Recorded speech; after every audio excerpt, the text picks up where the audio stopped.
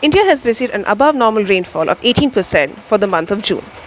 The Indian Meteorological Department has categorized 3 states including Sikkim, Madhya Pradesh and Bihar as large excess for the month. 8 states including Telangana, Assam and Uttar Pradesh have received excess rainfall for the month of June.